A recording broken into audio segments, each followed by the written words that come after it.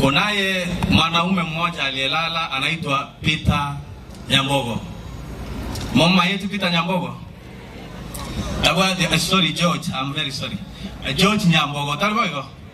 Tabwati abane school. Ndagito saba abana bali babere abanene. Mwese ko lero university noyo ndoko mubwati.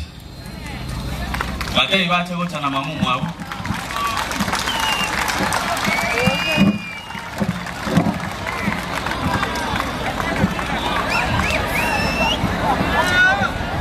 Ngai mamu mwabo ale na abana babere bali school.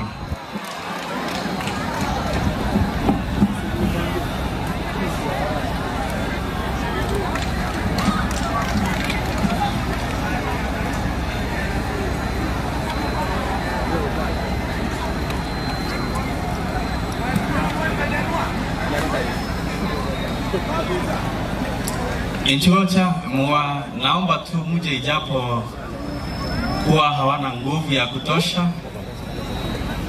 Ningetaka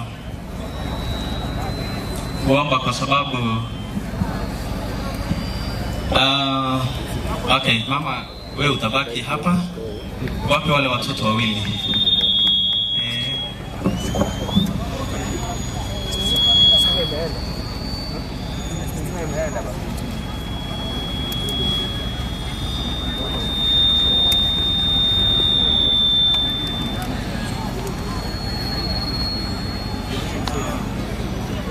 Okay, ninataka kuomba kwamba dakika moja tu, wacha huyu msichana huyu yuko university, ninataka tu familia washuhudie. Anasoma, nataka pole kwa kifo cha baba. Unasoma wapi? Moi. Mwaka wa 3. Unafanya course gani? Media.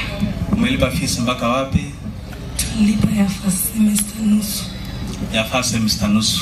Hiyo imebaki nyingine nyote huyu mtoto muniachie. Mimi nitashughulikia mpaka malize university. Nasikia Sharon. Huyu mtoto anaitwa Sharon George. Muniachie, mimi nitangangana na yeye. Kwa machungu, kwa magumu. Iwe shopping, iwe rent, muniachie hiyo miaka yote imebaki, mimi nitashughulikia. So, you can give your details to this gentleman. Acha niandikie, alafu mimi nitashughulikia. Huyo mwingine mnikubalie niwalipie huu mwaka wa kwanza anapoingia shule.